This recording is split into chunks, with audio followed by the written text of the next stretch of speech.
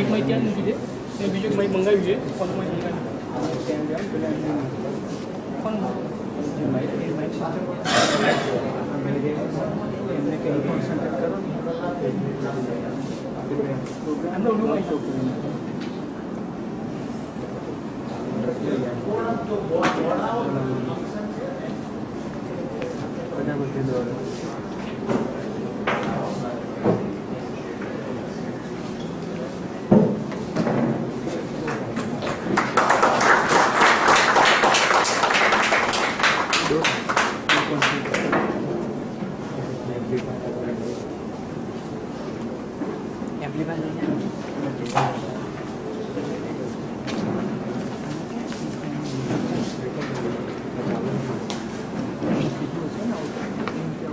जो आज इस GTU के फंक्शन में आमंत्रित थे आए हुए हैं सभी को मैं अपना नमस्कार दे रहा हूँ। आज का ये फंक्शन एथिक्स एंड वैल्यूज़ के ऊपर है। मैं समझता हूँ कि एथिक्स एंड वैल्यू हमारे भारत की समृद्धि है, हमारी भारत की सभ्यता है और कहीं ना कहीं आज हम जहाँ पे भी हैं लोग ये मानते हैं कि एथिक्स एंड वैल्यू भारत में कम हो गया या नहीं है। मैं मानता हूँ कि इस तरह का हम यहाँ पे आज हो ही नहीं पाते। ये बात सत्य है कि कहीं ना कहीं कुछ रुकावटें आती हैं, कुछ में दिक्कतें आती हैं और जिसके वजह से हम भ्रमित हो जाते हैं कि एथिक्स एंड वैल्यू के सिवा भी हम प्रोग्रेस कर सकते हैं। मेरा ये मानना है कि विदाउट एथिक्स एंड वैल्यू हम कहीं भी सफल नहीं हो सकते हैं। आज मुझे यहाँ पे आमंत्रित किया गया, मैं अपने को धन्य समझता हूँ कि इतने बड़े ऑर्गेनाइजेशन के बीच हमें बुलाया गया। मैं सभी को अपनी ओर से बहुत बहुत आभारी मानता हूँ कि आज उन्होंने मुझे आमंत्रित किया। ये सब्जेक्ट एजुकेशन का सब्जेक्ट है, बहुत बड़े बड़े हमारे महारथी यहाँ पर उपस्थित हैं, इसके बारे में बहुत सारी बातें करेंगे। जैसा कि आपने सुना, एक छोटे से परिवार से मैं आया और धीरे धीरे गुजरात को अपना कर्मभूमि बनाया। ऐसे तो मैं रहने वाला यूपी के बनारस का हूँ, पढ़ाई लिखाई कलकत्ते में किया। सन 1980 में मैं अहमदाबाद में आया था रहने के लिए। इस बात को आज करीब 35 साल हो गए और मैं ये गर्व के साथ कह सकता हूँ कि गुजरात एक ऐसी भूमि है जहाँ पे रहना ही बहुत सौभाग्य की बात होती है। और मैं एक बहुत ही साधारण जगह से पिताजी सर्विस किया करते थे, वहाँ से मैंने अपनी जर्नी चालू की और आज 35 सालों में जैसा कि आपने सुना, हॉस्पिटैलिटी के इंडस्ट्री में करीब 35-40 होटल का निर्माण हम लोग कर रहे हैं all over India. Howard Johnson एक ब्रांड है जो विंडम कंपनी की अमेरिकन कंपनी है, उसके साथ टाई अप करके हम लोग कर रहे हैं। इंश्योरेंस के क्षेत्र में बहुत बड़े बड़े काम हम लोगों ने किए हैं लोगों के साथ मिलकर।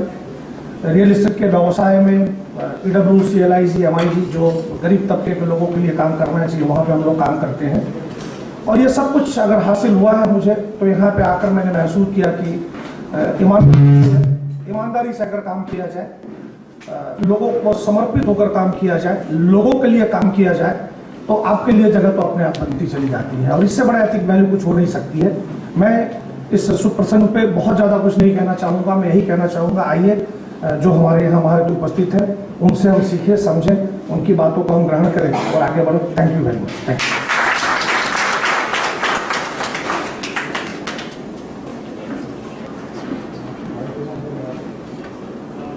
Gujarat Technological University has honored to have a Vice Chancellor such as Dr. Akshay Agrawal.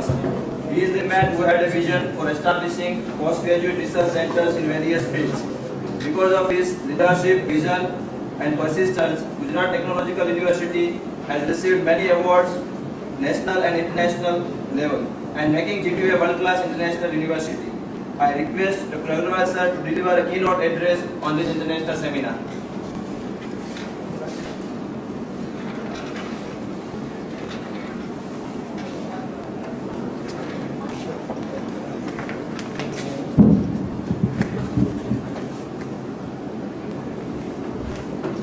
Swamiji and friends, first of all, I must say that GTU must try to start its programs on time, and we are sorry that today we have been late in starting this particular event. Now, ethics is an area in which GTU has been working since 2010. The reason is that it's not really that in India as a whole our ethical values have fallen. In fact, every objective evaluation of India as a whole brings out the fact that the soul of India is still uncorrupted. The other day, an organization tried to find out in all major cities of the world regarding the honesty of ordinary people. And the method was they would throw a packet on the road and they will see whether this particular packet was returned or not. In the city of Bombay, all of us know that city of Bombay is not a paragon of virtue in India. In the city of Bombay, 9 out of 10 packets were returned, and this was the highest number of any city in the world.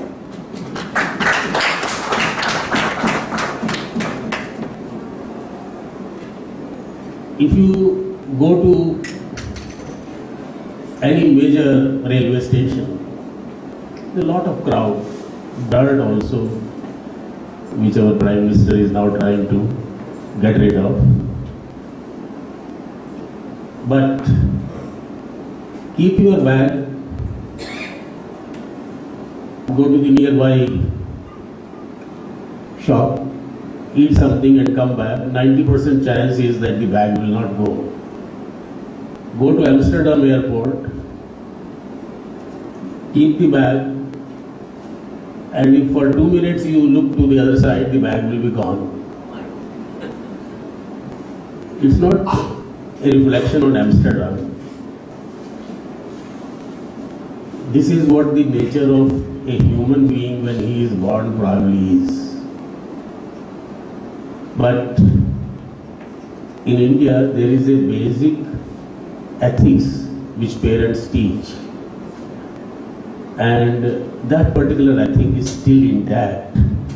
But the trouble is that we, the educated people, are forgetting that particular ethics. And therefore the need has arisen, unfortunately, for the universities to talk about it, to imbibe these values, to see that we, the universities which were supposed to be the leaders in ethical values, work to recreate them in all the students who come to us. Let me also say I have worked in universities here and I have worked outside. The universities in India basically are, I would say, even more ethical than the universities over there. It may be difficult for you to accept it because our universities are of course no good in research and knowledge creation. We are at a very low level as compared to even, if you compare even our best of universities, let's say IIT Delhi, in 2013 it was ranked 226 in the world. So even our best of institutions are no good as compared to the topmost institutions of the world. That is something we have to accept. But ethically, in spite of the entire fall, in spite of the fact that our newspapers are full of the misdeeds of our citizens, the universities are fairly ethical. And regarding GTU, I would say we have made an attempt over here to ensure that we take care of every single interest ethically, and for GTU we can say it's one of the most intelligent, honest and ethical institutions in India.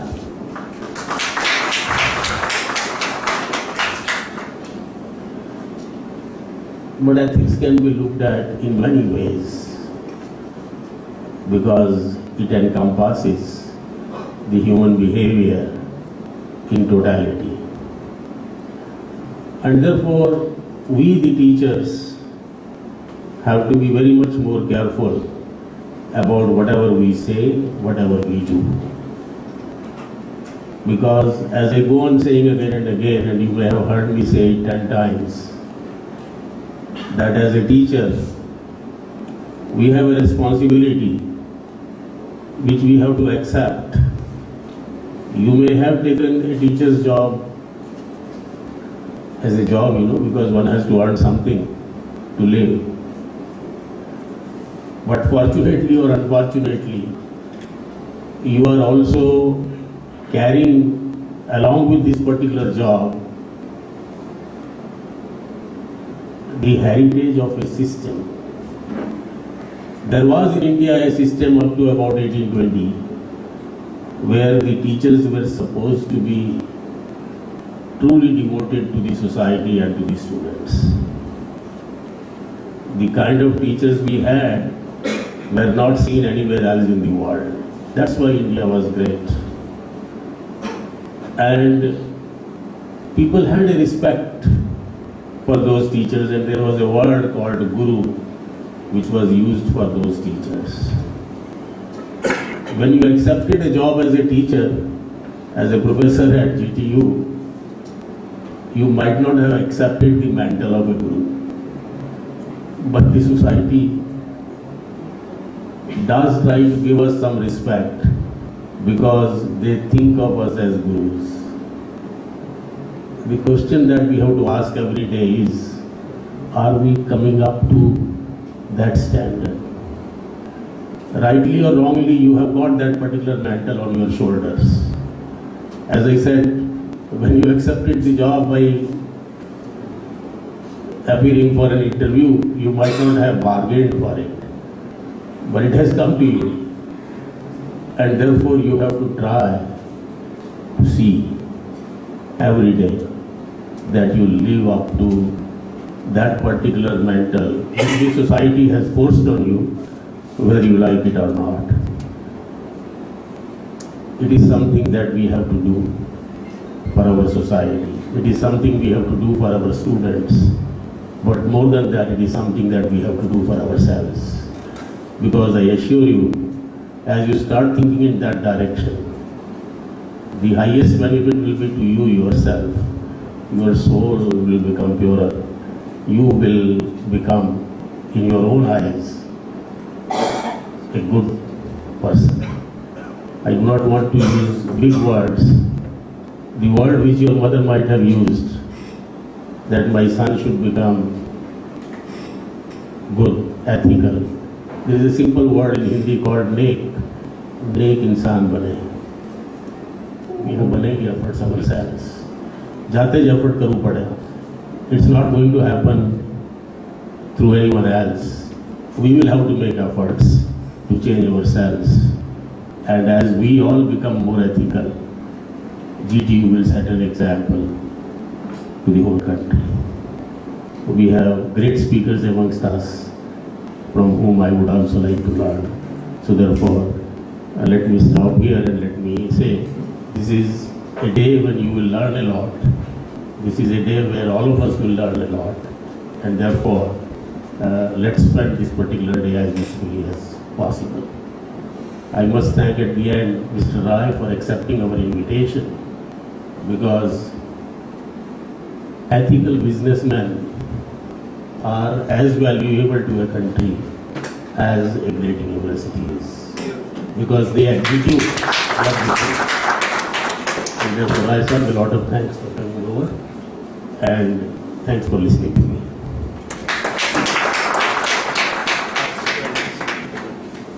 Thank you very much, sir. I request Dr. Shailesh Thakur, the head coach of this seminar, to carry out the further proceeding of this seminar. Dr. Shailesh Thakur. I don't want to stand in between Swamiji and you. And I don't want to take much time. But the Prime Minister of India, Mr. Modi, was tour from Canada. And during his visit, he shared his dream with Dr. Agarwal. So I want to create a best university in Gujarat. Would you like to come to Gujarat and South India? And then Mr. Modi invited Dr. Agarwal as the Vice Chancellor to South GTU from Canada.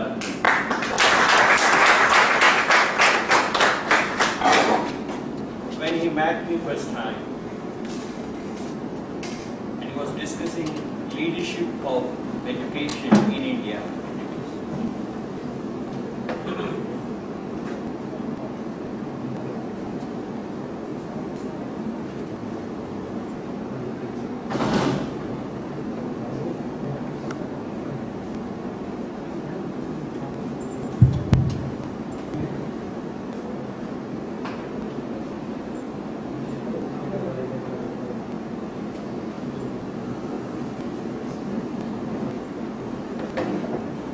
Leadership of education in India, and then we have 4 conferences on leadership. Hello. On leadership of education in India.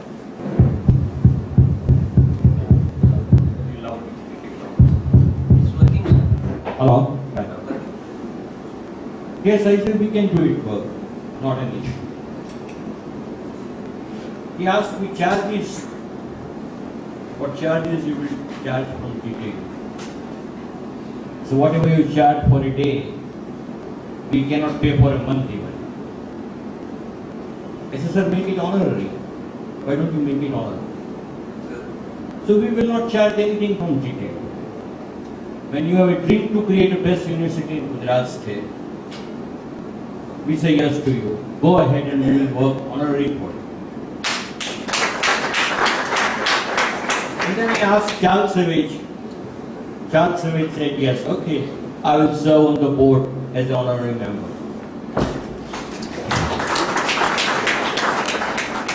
Then we asked C.S.R. Prabhu, sir, would you like to contribute to this university? He said, yes, I would love to. Then I asked G. Narayan Guruji to serve on the board honorary for this university. He said, yes, okay, I will do it. And then I asked Dr. Batra when I met him first time in Jaipur. This is Jaipur. We two were together in one conference. I find him most learned person. He is on the board of several universities and institutions. I said, sir, would you like to serve GTU honorary? He said, yes. Dr. Batra also said, yes, sir, I will serve. Because the Vice Chancellor have a dream to create a wonderful university, and he wants to impart an ethics and values in the upcoming generation. We have an idea also, and we have created a center, and then we have created a research center. Now we are working on research also. In this process, we have Swamiji here. I think he is the only deserving speaker in this conference for the opening and inaugural ceremony in Gujarat.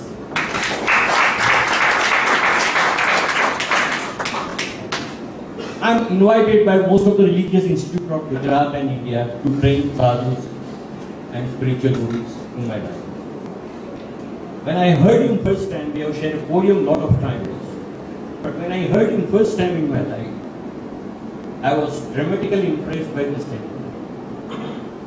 Excellent, far level of knowledge and far level of practices of those knowledge in my life. Knowing is different, applying in life is different. And he is applying all those knowledge which he had learned in his life. And that's why he is the most eminent and prominent spiritual and religious leader of the Gujarat state. Today I hope he has more than 10,000 personal followers. Personal followers. And when he speaks at AMA, trust me, the entire hall is jam-packed. In the second hall, third hall is on CCTV camera, live webcasting, and people are standing. When he speaks, this is what is almost the status of the conference. On the special request, he is with all of us, sir. I welcome you, sir. And I request you to take the floor and to release the thoughts which we are eagerly waiting to listen from you. Thank you, sir.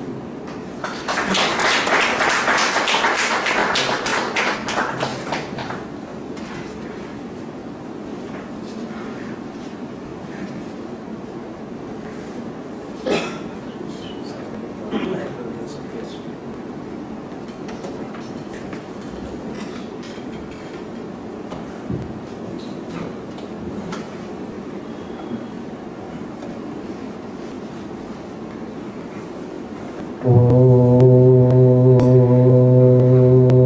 पूर्णमदः पूर्णमिदं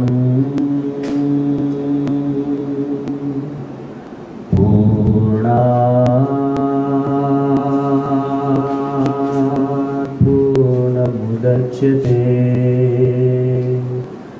पूर्णस्य पूर्णमादाय पूर्णमेवावशिष्यते। ॐ शान्तिः शान्तिः शान्तिः। श्री स्वामीनारायण भगवान की जय। अक्षर पुरुषोत्तम महाराज की जय। राधा कृष्ण देव की जय। सियावर रामचंद्र भगवान की जय। उमापति महादेव की जय। गुरु हरि प्रमुख स्वामी महाराज की जय। In the divine presence of Bhagavan Swaminarayan, in the equally divine presence of my Guru Hari Pramukh Swami Maharaj, in the revered presence of sadhus, Dr. Agarwal, Mr. Rai, Dr. Savage, and all the people present on the dais, including Mr. Thakkar, and especially Prabhuji, who I had the pleasure of meeting just for 5 minutes, but he is a person who leaves a mark permanently. So, in the presence of all the eminent people who are present today, when I was just introduced that how many people have volunteered to give a part of their life, their knowledge, and sacrifice something they've had for the purpose of larger good, I think ethics requires sacrifice. If you do not have the power to sacrifice something, there is no progress. If you are standing in the corner of one room, and if you want to move to the other corner, you have to let go of this corner, only then you can move ahead. If you want to change rooms from one room to another room, you have to sacrifice the room, only then you can have another room. If you want to change homes, you have to sacrifice your old home, only then you can have a new home. If people who have wanted to change countries, you have to sacrifice a country in order to have another country. And since I was a child, I've always imagined when man went to the moon, the 3 astronauts who risked, they just didn't risk their lives, they were risking the whole earth. If you want to step on the moon, you have to sacrifice the earth, only then you can move to the moon. We are here today for this conference, and we are talking about ethics. 100% in ethics, in the world of ethics, you have to have harsh and tough decisions. I always tell you, because it's a lesson that I've learned from myself, my own life, that if you are tough on yourself, life will be easy. And if you are easy on yourself, it's so simple. As Mr. Rai just said, I tell you, you must have taken so many tough decisions in your life to be where you are right now. Life is only easy if you are tough on yourself. And the guy who is looking for all the shortcuts and all the easy ways is going to have a real tough time ahead. So as we begin this conference on ethics, I also want to remind ourselves that we have to be a little tough on ourselves. We are not here to pat our backs. We are here to perfect ourselves. So with all due reverence and everything that Dr. Agrawal said, I agree with you. And definitely I can't disagree with you, especially when you are the chief. But anyway, I'm here not to preach. I'm here to discuss and share ideas. So look at reality. One very senior government officer in Gujarat government, he told me that just as the world moves ahead, everybody needs to upgrade themselves. Even religion has to be contemporary. If you stop interpreting the ideals of scriptures in the modern way, then people would become distant. We constantly need to reinvent ourselves, to link, to connect. So the Gujarat government had decided that the teachers are slowly and slowly becoming outdated because they have to teach the same chapters in maybe standard 10 or 11 or 12, and they have to do it again and again, year in and year out. So the teachers, the students go ahead and become doctors, the teacher still remains in standard 11. Think about it when you go home, right? But I'm saying there was no upgradation. So the Gujarat government invented this process of upgrading teachers, and the teachers have to be compulsory taking examinations. You might have heard of it, there were exams where teacher had to take. You know, to their shock and horror, he told me privately, when they went to all the examinations that teachers were taking, 96% of teachers were copying. Here's ethics for you. Just because somebody returns our bag from the railway station does not mean that ethics are full there. Just because I'm a religious person, that does not condone me from ethics. Everybody has to go under the surgeon's knife. Everybody is under the microscope. And we need to think ourselves first for anything to become ethical. First thing that we need is authenticity. Are you true to yourself? Do you feel right here? No pillow is as soft as a clear conscience. You could have the best bed, everything comfortable, but if you have a spoiled conscience, you won't get sleep. So it's very important that we try and know who we are. But we live in a world where we are so influenced, so tempted, in a world of shows and presentation and interpretations, that sometimes we get confused who we really are. And I want to start from the very basic foundation of ethics. Unless you know who you are, what your value system is, what you accept, what you don't, all these beautiful ideas of values and ethics would just fall flat. I'll give you a classic example. You might have heard of the name Charles Chaplin. Who hasn't? He changed the way cinema worked. He created happiness out of sadness. Charles Chaplin was perhaps the most famous actor in his time, and even for decades onwards. He could be the first guy who could take America on. And he rejected US values and refused to enter America because of some tiff he had. He gave up England and he decided to settle in Europe. But once when he was traveling through Germany, your homeland, once when he was traveling through Germany, to his shock and surprise, he found banners, posters, billboards everywhere because there was a look-alike Charlie Chaplin competition. Like you have look-alike Michael Jackson, Sachin Tendulkar. If you're famous and a celebrity, people have a look-alike, whether his hair or face, his act, or his system and demeanor, they look alike. And typical Charlie Chaplin, knowing him, he decided to enter. He decided to enter a look-alike Charlie Chaplin competition, and to his shock, he came number 7th. He was shocked. Then he writes in his memoirs that I was so shocked and surprised that I started wondering whether the 6 people before me looked more like me or me myself.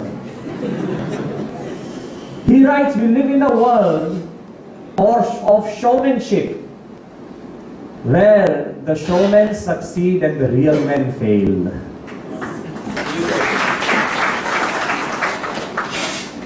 And I want to tell you, it is that world. Let's not fear, let's not move away, let's not have an ostrich mindset and sink our heads in the sand and think the world is safe. I'm not here to tell you the world is not good. But I'm telling you the forces are there, and it are so soft forces around us that we get cushioned in these forces and we forget the reality. So we have to ask ourselves, are you the real you? Or is it a makeover or a makeup you? Sometimes we have to be like a son to a father, or a father to a son, a friend to a businessman, or a boss, or a servant. We play so many multiple roles, and in all the roles, if our ethics are not unified, we will be swept away. Because we live in a world of presentations, we live in a world of inflated statistics. You know, statistics are really funny. You are all businessmen, you know much better than me. I've always been told by my teachers in school that if you have statistics, doubt them as much as you can. There are 3 types of lies: true lies, white lies, and statistics. And I really don't want to really force you, because I want to tell you, when somebody tells you, even in statistically, on average, we always work on average. On average, you know, people feel like this. On average, people feel like this. Look, if somebody tells you on average the river is 4 feet deep, don't cross it. Because on the shores, it would be about 4 inches. In the middle, it will be about 40 feet. On average, 4 feet. That doesn't mean you can cross it. In England, when we were studying, our teacher always told us that if your feet are in the oven and your head is in the deep freeze, on average you're in a comfortable position. See, averages are a very funny thing.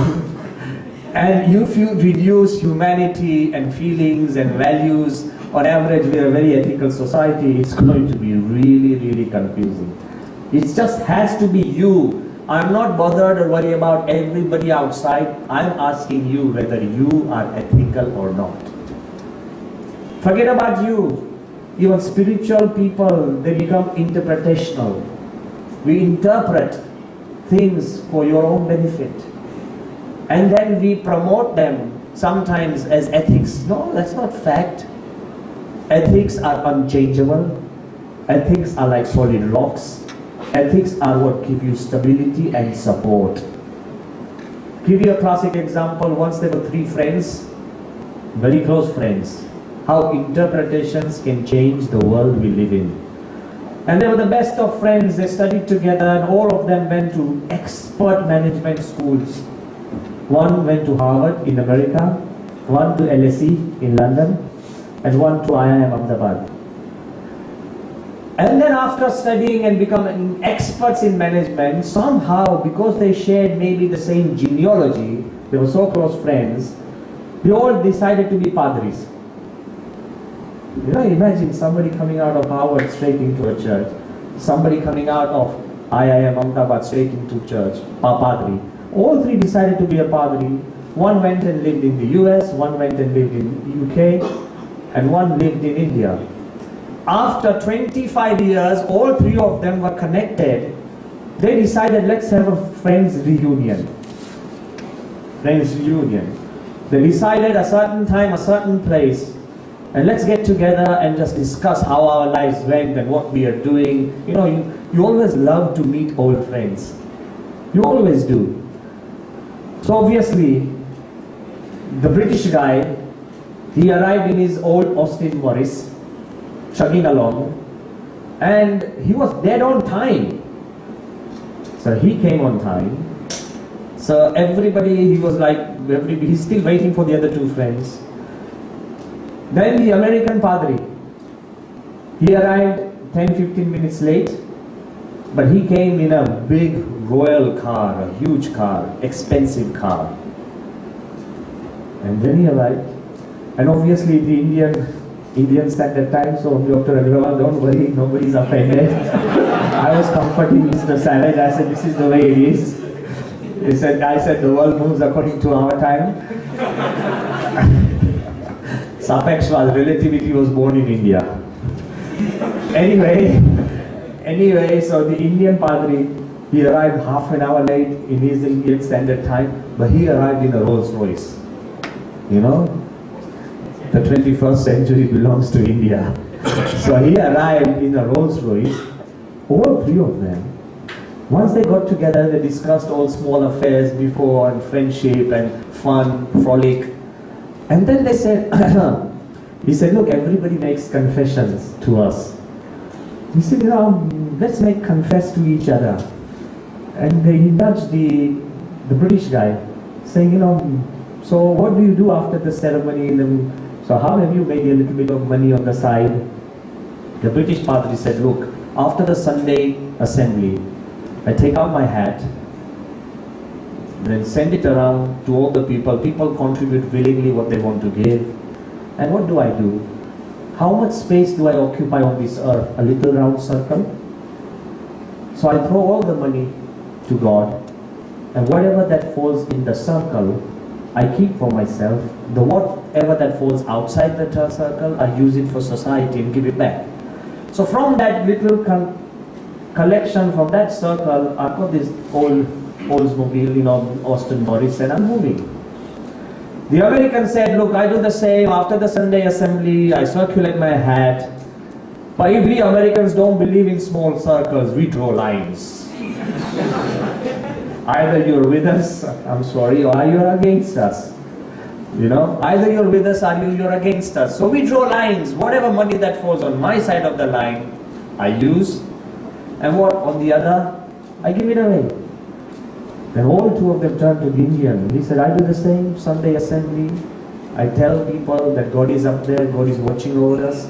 I collect the money in the hat and I throw it up. That which God wants, He keeps. The rest comes to me.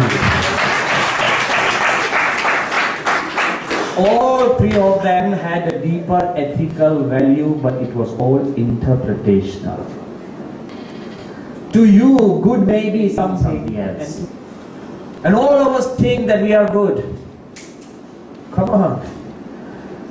Who doesn't think he's good or bad? It is interpretational. We live in a world of presentations, we live in a world of interpretations, and we live in a world of justifications. Grandparents have less time for the children. A very happy family, husband and wife, they found that the child was not doing well. They took him to a child psychologist. And the psychologist said that, do you really take care of your child? He said, yeah. We give him everything. We give him the best games, the best system, the best education system. We give him things before he asks. He said, but do you give him time? He said, that we don't have ourselves. Then the father said, but sir, we give him quality time. We've invented beautiful words. It all comes from great people here. We reinterpret and we use the word quality time. My friends, your son or daughter does not know the meaning of quality time. All he or she wants is your time. And we tend to say, because I can't spend 10 hours with our child, I give him half an hour of quality time.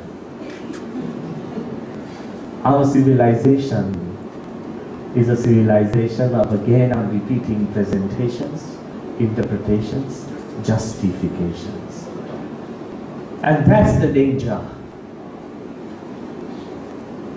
Our intellect, our abilities, that's the danger that comes in the lines, and that's the one that blurs the boundaries of ethics. You'll be shocked with the next example I want to give you, and that's why ethics is very important. That due to our intellect, our ability to justify, we have the power to even justify the bad into good. We can say this is a just war. I tell you, no war is just. If it's inevitable, that's something else. The Mahabharata was a war of righteousness, but Krishna tried all his life, all his time to avoid that war. You know, long before Krishna gave darshan to Arjun to fight the war, the Vishwarup darshan, he first gave the Vishwaswarup darshan to Duryodhana. And he told Duryodhana, give up the war, there's no issue, don't fight, there's destruction. And at that time, Krishna showed that I am the King of Kings, I am the Lord of Lords. I am that you see, and I am what you don't see. And Duryodhana said, oh, I can see everything except you. The low level of ethics. And that's when Duryodhana also said, Janami dharmam nachame pravrutir, janami adharmam nachame nivruti. I know what is right, but I can't take that path. And I know what is wrong, but I can't break that path. Because we tend to continually justify. If your son comes home and he's late and you slap him, 10 times you will justify and say, you know, I had to hit him, you know, there was no choice. I had to hit him and he did him good. Why do you keep saying it? Let your son say it. One word from the son is more important than 20 lines from yourself. We tend to justify. When I was in England, I came across a very, very illuminating article. If somebody gets a chance, it's worth reading it. Not emulating it. Huh? This is just reading, I'm saying. Don't follow it. There was a criminal called Robert Allerton. Robert Allerton. I'm talking about 30, 40 years back. And he kept coming out of the prison and going back. And he was such a repeat prisoner that he became almost famous in the whole of England, Robert Allerton, who spends more time in prison than at home. Okay? So one investigative journalist, he decided to go to the prison, Belmarsh prison, one of the heaviest royal prisons. Even in England, even prisons are royal. The royal prison, Belmarsh, okay? And he went down and he said, excuse me, your name? He said, Robert Allerton. He said, sir, I hope you don't get offended if I describe you as a criminal. Is it okay? And he said, of course I'll be offended. He said, then how do I describe you as? He said, write about me as a professional criminal. This guy said, what's the difference between a criminal and a professional criminal? He said, a criminal, after getting jailed or after suffering, he may decide not to be a criminal anymore. But a professional criminal, like a doctor, never ceases to be a doctor. An engineer never ceases to be an engineer. A professor never ceases to be a professor. I never want to be stopped. Never want to cease to be a criminal, so I'm a professional criminal. A career criminal where I take pride in my career.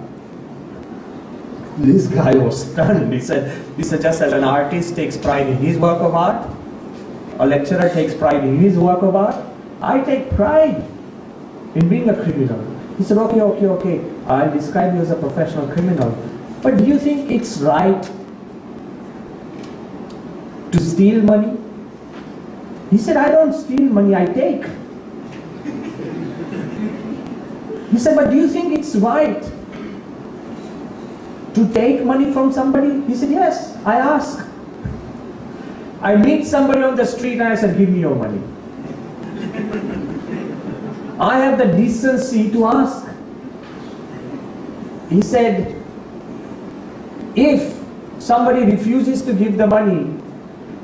Would you beat them up? He said, of course, I give them a choice. Either I beat you up, you give me the money. If he chooses to get beaten up, I help him. Be with me very carefully. I'm peeling off the analytical layers. He said, I give him a choice. Either you give me your money, or either I beat you up. And if he chooses to get beaten up, it's his choice. I just help him. I don't want to beat him up. This reporter, he is already tangled in his mind. And then he says, but sir, do you think it's right to take money like this? He said, look, I'm an honest person. People out there who do trading, the shopkeepers, they buy products at a lower price and they lie to their customers and sell them at a higher price. They cheat and lie. I'm an honest guy. They even take credit. They say, if you don't have all the money now, go home and bring more. I never tell them, I just say, give me what's in your pocket. I don't send them home to get more. Look at the world out there, the business world out there is based on cheating. Where you show little, ask for more, then you make all your marketing. What is it? What is marketing? Tell me, come on now. I'm sorry, I don't want to close your entire university, but I want to tell you, what is marketing? Just highlight the right parts, or add more and give it. Just use the subliminal powers, the weaknesses of the human mind, and just when he's feeling right, just say this. What is marketing? He said, I'm a very honest guy, straightforward. I have a gun in my hand, so he knows me, and I say, give me your money. Only what's in your pocket. Don't go back and just clear your bank accounts and come back. No. Just give me what you have, that's all. He said, my profession is honest. And I don't cheat and lie. He said, but what if somebody doesn't listen to you and start fighting? If you have to kill somebody, will you kill somebody for money? He said, yes, if my job requires it, yes, I'll kill somebody for money. He said, is that correct to kill somebody for money? He said, what are our soldiers doing on the borders? He said, what do you mean? He said, the soldiers are fighting for national pride. He said, stop their wages. Stop their wages and see how many still continue to fight for our country. He said, they are killing people who have not even harmed them personally. They are dropping bombs for reasons they don't even know about. He said, I only do it for myself. I do it honestly, and I give them choices. So I'm an honest guy. He said, but what if you get caught and you are jailed for 10-15 years? He said, job risk. He said, my job risk is much less than the chauffeurs driving cars on the road. If they make a mistake, they die. My job risk is much less than the pilots flying in the air. If they make a mistake, they die. My job risk is much less than the scientists working in the nuclear power plants, because if they make a mistake, society dies. My job risk is maybe 10-15 years in a prison, eating 3 times, happy, sitting, doing nothing, still alive. So his job risk.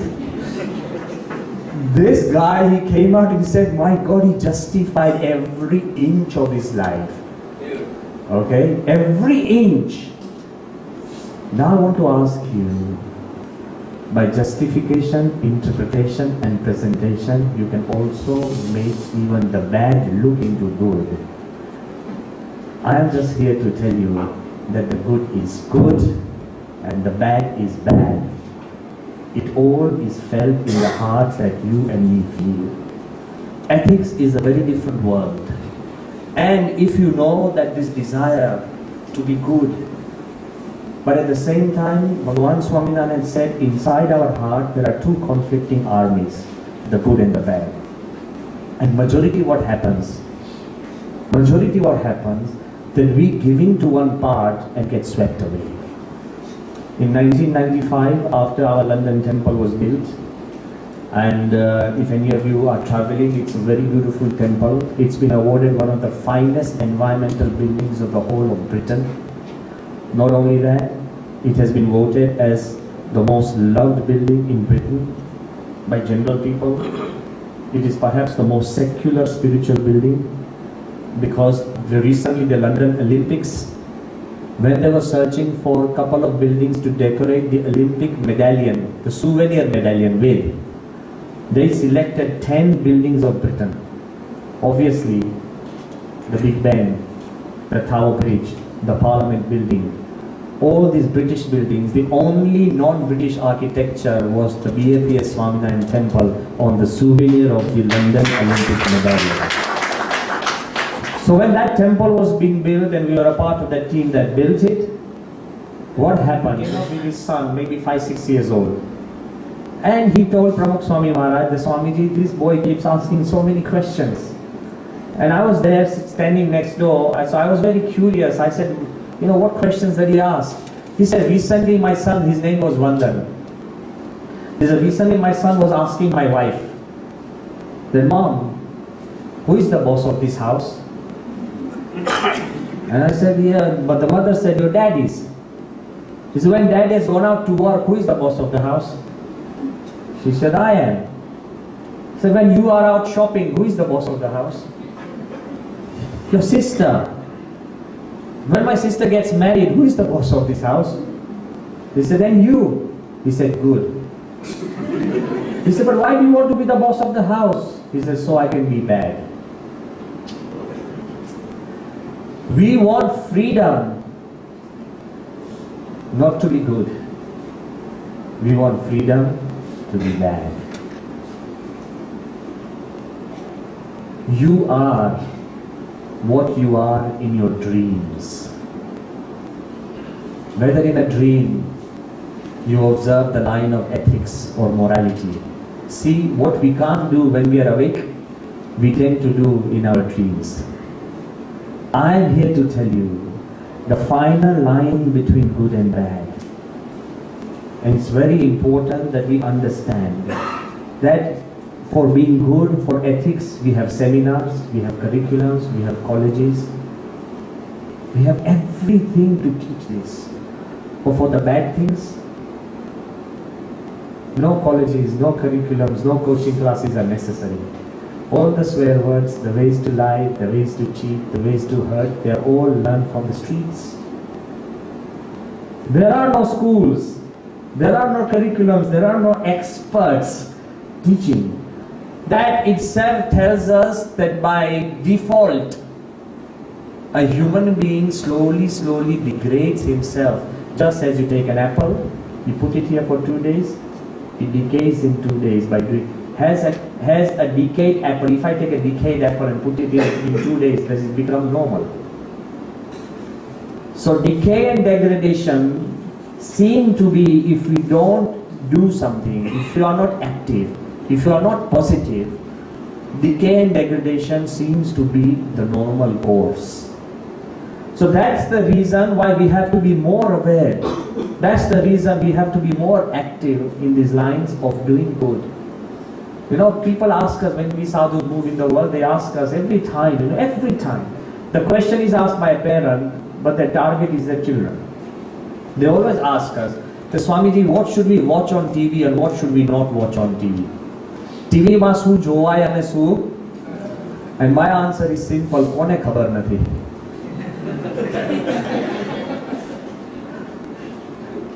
Who doesn't know? Why are you just asking to justify your acts? Who really doesn't know what is right and what is wrong? We have a conscience, and we do know. But we tend to become desensitized to it, we tend to justify it, we tend to reinterpret it, and we tend to present it in a positive way. That's why our ethics are disappearing. And the most important part is that it's not just your fault or my fault. I just want to explore this, not just your or my fault. We live in a world where we are constantly being conditioned.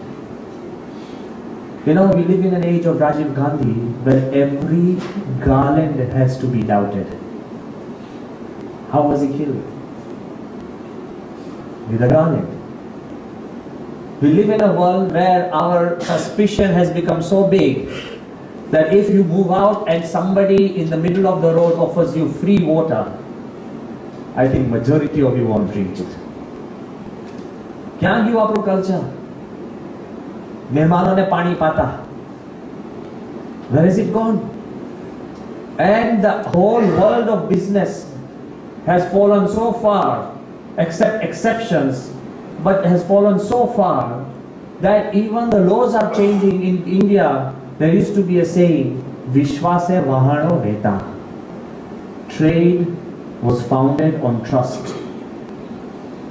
There was no necessity of quality management, because the guy who produced his work identified with that product and he made it so good that there was no need for quality assurance saying whether the products are right or wrong. All these subjects and all these denominations we have to have created because of our distrust and mistrust now. One very famous guy, a great businessman, and he always told his little son that I'm going to teach you the secrets of business. And the son kept asking, Dad, when are you going to teach me? The son was about 7 years old.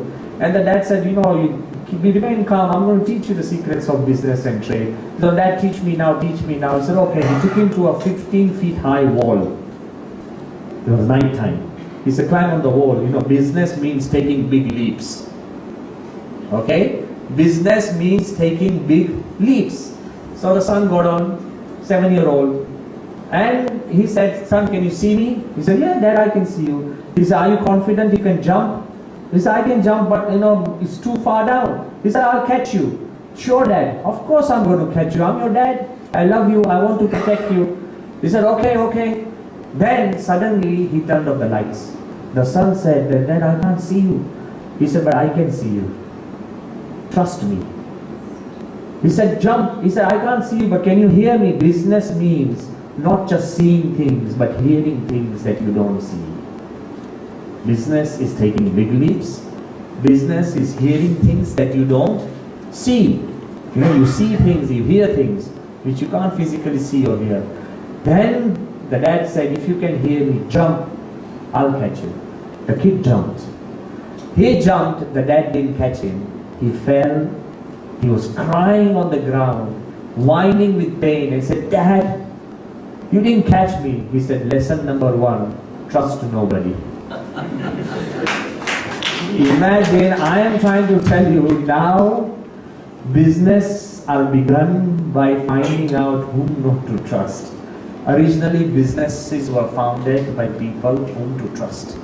I am here to really just tell you that we live in this world where we are in constant flux. But at the same time, I want to tell you, the secret question that each one of us is asking, that why should I be good when the world is bad? If everybody takes a bribe, it's the system. Why can't I take it? Why should I be the only one? Your children, when they are fighting, they always tell mom and dad, why am I the only one you tell off? Why me? People always keep asking. I am here to tell you, reinterpret this question. Even if the whole world is bad, does it give you a right to be bad? I'm asking you. If the whole world is blind and you are the only one with eyes, will you poke your eyes out? Say yes or no. If the whole world is blind, you are the only one who can see. Is it right to become blind? If you are the only one who can see, it's your duty to lead. If the whole world is limping, you are the only one with safe and sound limbs. Should you chop off your limbs as well? I am here to ask you, if the whole world swears, you are the only one with some decency, should you also start swearing? If you have a right set of ethics, if the whole world turns into darkness, be the star that lights up the night. Don't be the darkness that darkens the skies. You have the power. If you alone decide that you want to be good, you have the power to be good because you can choose. You have the power to define and redefine your own sets of ethics. And that's most important. I am here just to remind ourselves with a couple of incidents that goodness still works. Honesty is still the best policy. Honesty is still the best policy. You know how goodness works? And I want to also really tell everybody that goodness works in the way that we need to understand that first goodness returns. I'll give you just simple 3 examples very quickly.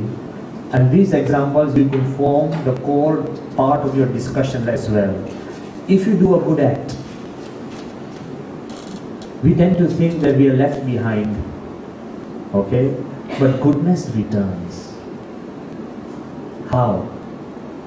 In 1892, in Stanford University, 2 young students, they were struggling with money. They did not have money to even pay for their fees, hard of cash.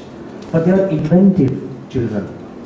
So they decided to hold a special piano concert by a famous pianist, Paderewski. He was a very famous Polish pianist, Paderewski.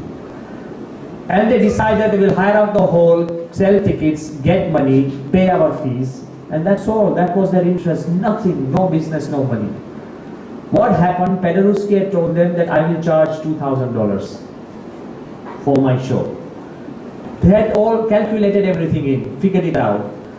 But to their disappointment, the concert did not really take off, maybe due to rains or bad or ill weather. Nobody hardly turned up. The amount of money they could gather was just $1,600 from the tickets. Forget about paying the hall. Forget about paying Paderewski. Forget about paying the fees. So with a heavy heart, these 2 students, they went to Paderewski and said, "Sir, we are supposed to give you $2,000. It's just $1,600. Paderewski asked why. He said, "But we only got $1,600. He said, "But why did you do the concert?" He said, we were hard on money. We had to pay our fees. Now we'll do extra work. First pay you your $400 extra, then get money for our fees and then study. Paderewski said, "You are such industrious young boys. Forget about my money. Keep the $1,600. Pay $1,200 for your fees and $400 extra, you just keep it on hand for other educational expenses." The kids were happy. The time, 1892, it's all forgotten. Then what happened? The First World War came. From 1915 to 1990, the First World War, the ravages of the war are not just during the war, but the after effect, the aftermath. And European countries, because of lack of transportation, lack of business, lack of trade, lack of efficiency, majority of the countries were suffering from famine and lack of grains. And the most affected, Paderewski, after leaving America, he happened to become the president of Poland. The whole nation was struggling. Suddenly he gets some news on the wireless that out of goodness and kindness, the American nation has sent shiploads of grain, specially earmarked for Poland. And they were going to arrive in France. And from there, they had to be distributed. Paderewski, the president of Poland, makes a special trip to France, where the Secretary of Foods and Supply, Herbert Hoover from America, has arrived, a young dynamic secretary, Herbert Hoover, who later on went and became the president. He arrived. The first person to rush to Herbert Hoover was Paderewski and saying, "Thank you. Your grains will save the entire nation." Herbert Hoover said, "Sir, no need to thank me. If you remembered, you did a good act for a young student at Stanford. I was that student. I am just repaying my debt back." I ask you, how much is $1,600 worth? It can save a nation at the right time. If you can be good even to your rickshawala, in India, what we have this amazing weakness. When we pay for something, we think we own it. बिचारा रिक्शावाला ने इतनी मेथी मारी है You know, we are so bad and rude bosses. Just because you are paying him his fare does not mean you own him. Be kind, be generous. Goodness returns, if not to you. That guy is going to go home and become nice to his family, it returns to them. Why can't you make goodness your most important commodity? Why can't you do that? Recently, the University of Michigan, the University of Massachusetts, and the University of Washington, they have done parallel researches and they have found, simple things. They have found in the last 50 years, they have established a mathematical link between sunshine and the stock exchange. They have found that every time the sun has been shining well, the stock has been doing good. The general mood, general happiness, general goodness changes the mindset of the people and makes us better people. So goodness returns. But suppose goodness doesn't return. Suppose it didn't return in your lifetime and not to you. Goodness reforms. Just by being good. That's why you should be good in a bad world, I'm telling you. Goodness reforms. Another classic example which is close to my heart and I've always thought about it. In 1987, I'm bringing you 100 years forward now. In 1987, one famous Canadian ice hockey player is named Bob Munro. I'm giving you names and details. You can get onto the net and read it and look at it for yourself. Bob Munro, a very famous Canadian ice hockey player, very fit. Ice hockey is a very tough game. Okay? So, every time the United Nations takes people who are celebrities, sports stars, and turns them into UN ambassadors, so they can spread the idea of goodness to people. So he was appointed as a UN ambassador and advisor in Kenya, East Africa. And once from his United Nations comfortable, cushy building, he was traveling by car and he lost his way and he ended up in the Mathare slums. The Mathare slums are known in the world as the largest slum dwelling on this earth. Almost 250,000 people live in those slums, in the valley, the Mathare Valley. There's no other way of, like cleanliness and anything. It's all dirt and dust, filth. This man, while he was driving and he saw there was a whole crowd of almost 250 to 300 boys swarming, and he was wondering what they were doing. Dord dham karta tha, ek bijane lato marta tha. He got out of his car and he saw for a glimpse that there was a garbage football. A football made of garbage. And 250 kids were playing football with a garbage ball. Him being a sportsman, he did not get down technically to really help. But him being a sportsman, he saw the boys were kicking each other more than the ball. So he shouted, he said, that's a foul. He couldn't take it because he's a sportsman. Suddenly all the kids stopped and they looked. And then in Swahili they said, a white man is known as a Mzungu. So all the children started saying a Mzungu, Mzungu, Mzungu. And he felt that he died with the right thing or wrong thing. The only way of coming out of this sticky situation, 250 slum children eyeing you, crowding you, calling you names is not a happy sight. So he said, wait a minute, can you explain that tomorrow I will come with a real football?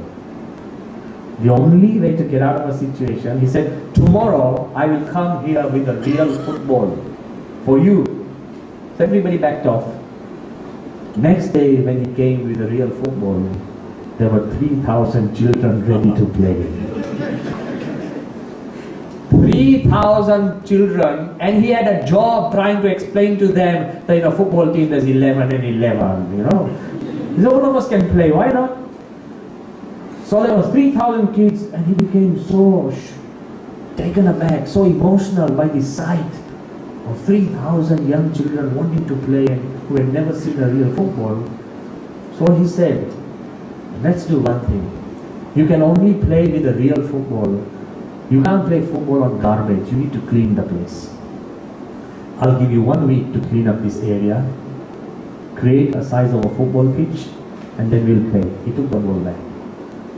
Amazing thing happened. All the kids who were busy dumping litter, they started cleaning up. Day in and day out, day in and day out, day in.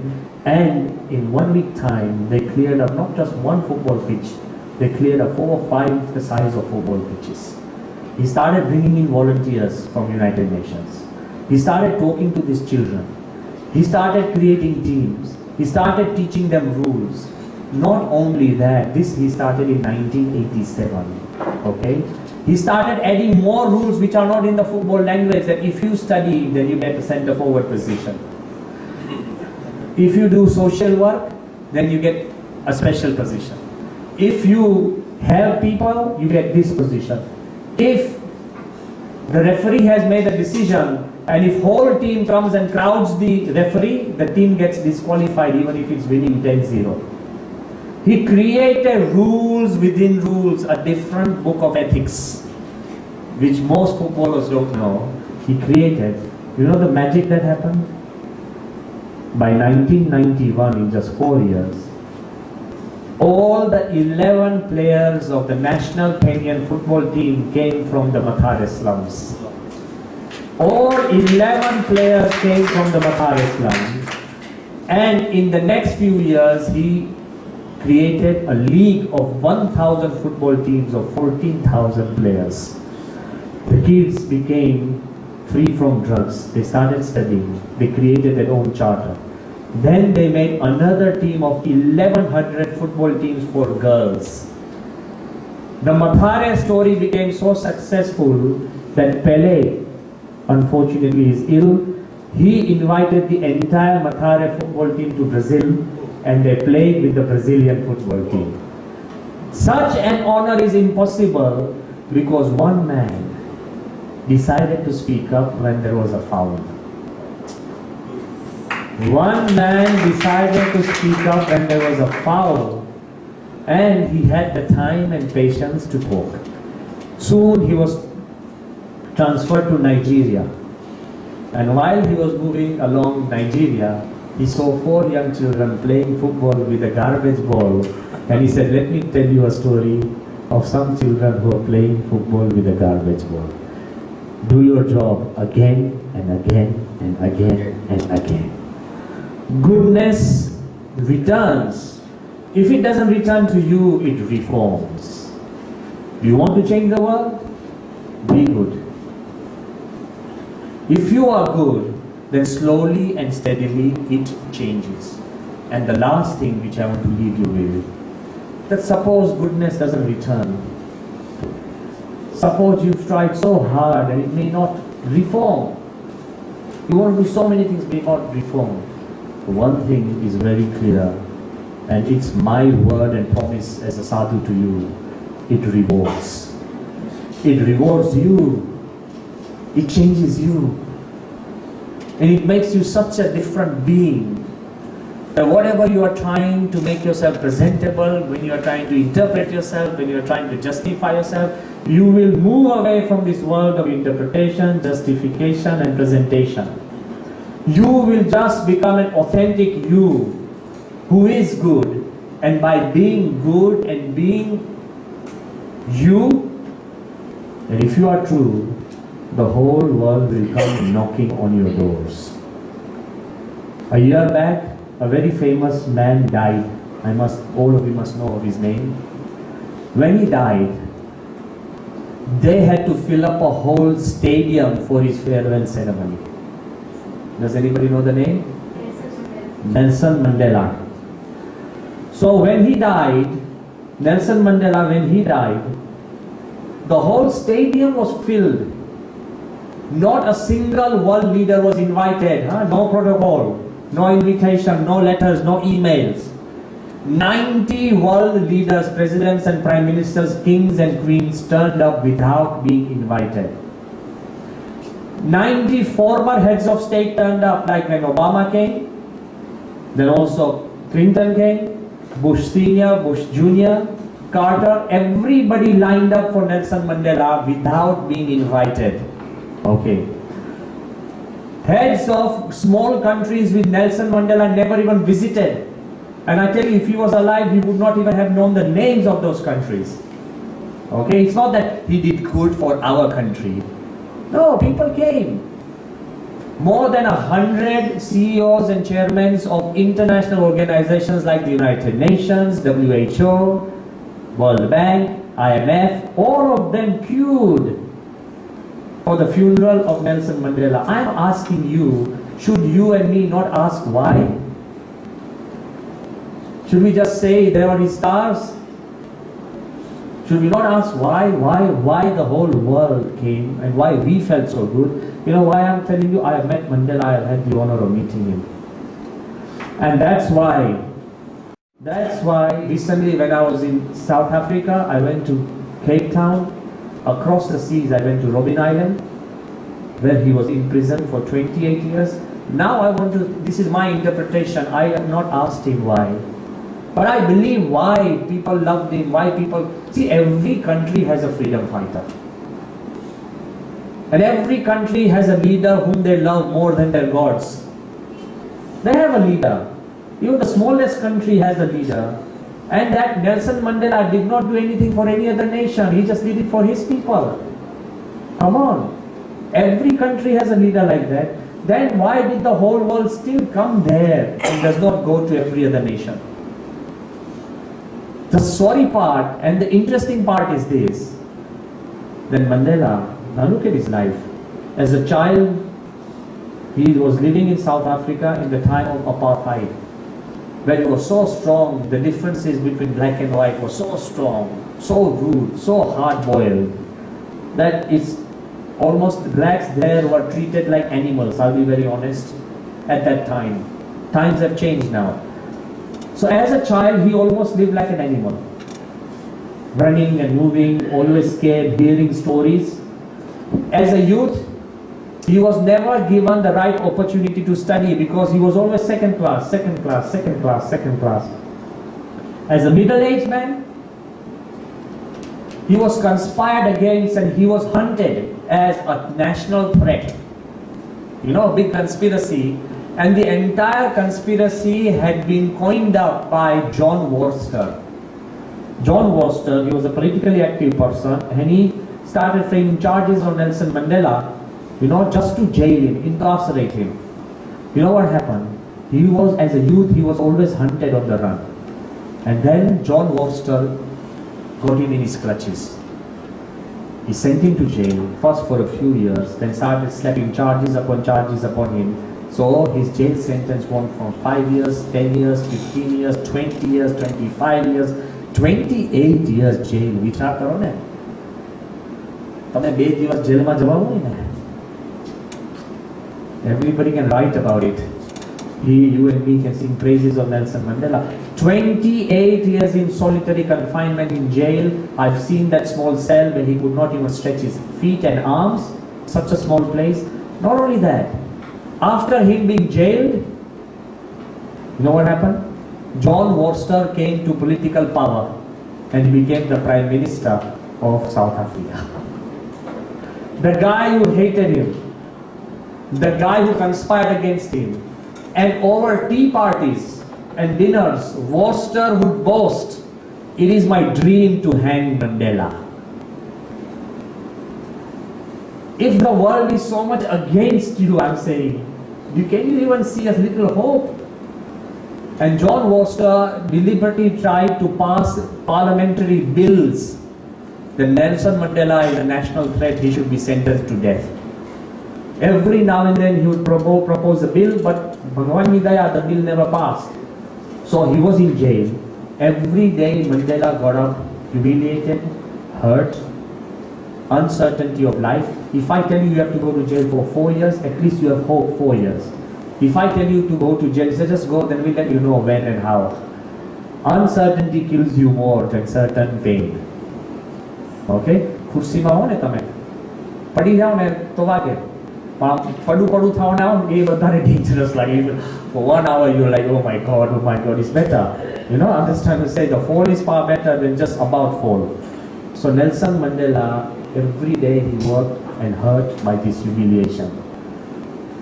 But after 28 years, it so happened that John Worcester's party lost. He became a normal man. Mandela was freed. And all of international media, I stood at a place where the media had asked him. That's why I'm telling you. Media got together, they asked him, the Mr. Mandela, first question, what do you think of John Worcester? The guy who had hated him, hunted him, conspired, jailed him, wanted him dead, humiliated him for not one day, 28 years. And Mandela had just 3 words. He said, he is a decent man. And since that day onwards, Mandela has never uttered a bad word against Worcester. If you are good, you're just good. You have to forgive and let go. I think we hold so many hurts and hates in our hearts that we don't have space to be good. Just let go, let them be. People are not designed to hurt you. If somebody has, forget and move on. Why can't you just forget the people you love? Forget the people you love, your children, your relatives. We hardly do that. Your wife, your spouses. Why can't we really? Nelson Mandela, I believe people came to his funeral not because of his freedom fighting. I believe because people felt he is good. So if goodness returns, it reforms, it rewards. And if you have decided to be good, then the whole world can be against you. You will still come out on top. I want to tell you, you still come out on top. How? The final story which I have known from a child is, if you are good, you will be able to reinterpret everything and turn it into goodness. Even something bad happens to you, you will be able to reinterpret it and say, because that happened, I have gone into this line. If you didn't become a doctor, it's good. So you become a professor. If you said no to so many women who had come down for marriage when you are looking for marriage, it's good. So you got the wife you got. It's because you say no, it's because sometimes you fail, it's because you sometimes don't succeed, you are what you are. So learn to reinterpret the world from the vision of goodness. Once there was a boy, a little child, he lived on a seashore village.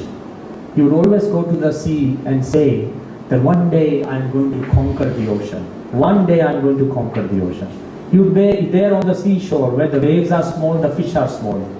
Once he got into a small canoe, and while he's taking the boat into the middle of the ocean, he started seeing the waves had grown bigger. The fish had become bigger. The wind was much fiercer. He still said, I'm going to go to the center of the ocean and I'm going to shout to the world that I, a little boy, has conquered the ocean. A huge wave came and the boat capsized. And as the boat and the boy were sinking right down to the bottom of the sea, even in his last breath, he turned around on the seabed and he said, I'm still going to tell the world that I have conquered the ocean, because such a mighty ocean could not keep a little boy on his chest. Here I am lying on the bottom, keeping the entire ocean on my chest. I have conquered the ocean. So thank you very much. All I want to tell you that you have to reinterpret the values according to your ethics. Thank you very much.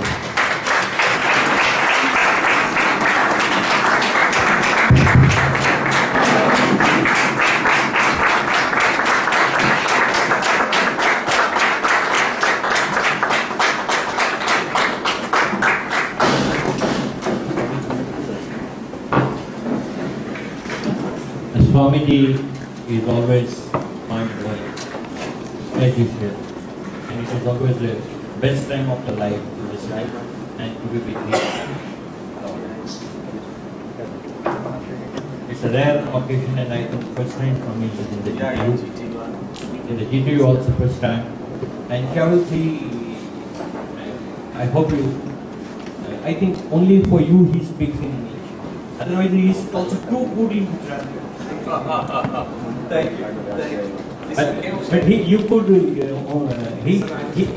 I want to tell you, one old neurosurgeon who lives in Bihar, his son had come to me and he had asked that, Swamiji, can you come to Bihar to the villages? तो मैंने ये बताया कि but what will I do in Bihar? I don't know the language. An old neurosurgeon told me that if you have something to say, no words are necessary, and if you have nothing to say, no words can help. So, absolutely a wonderful time. And he have a UK background for long years in his life. And then he has devoted his complete life for the Lord Swaminarayan to make the world better. Savage, you have a dream also. We have a dream also. So make the world better. I will not take much time. I request Ramani to present a token of love to Rajkumar Rai sir. I request Dr. Agarwal to present a token of love to Chief Guest of the opening ceremony, Mr. Rajkumar Rai.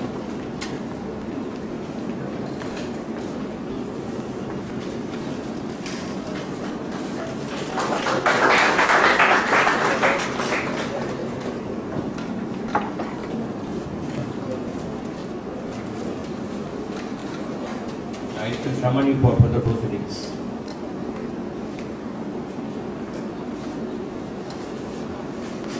Now I request Lilani sir to give a memento to Swamiji,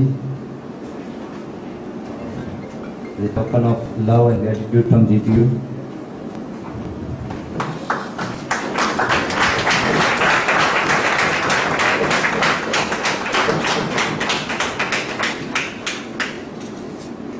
On this occasion, I would like to give honor to see our Mr. R.H. Rajput. Now he is doctorate and he got his PhD yesterday. So I would like to give honor by our VC sir to Mr. R.H. Rajput with shawl and memento. Mr. R.H. Rajput. He is the man who has done his PhD on the university system, as we talked in the morning. Just I would like to add like a little. Rajput sir has done his PhD in university administration, and this is his first PhD done by any of the university officer in entire Gujarat. Very good. So he is done his PhD in university administration. He was also a registrar at Bhavnagar University. So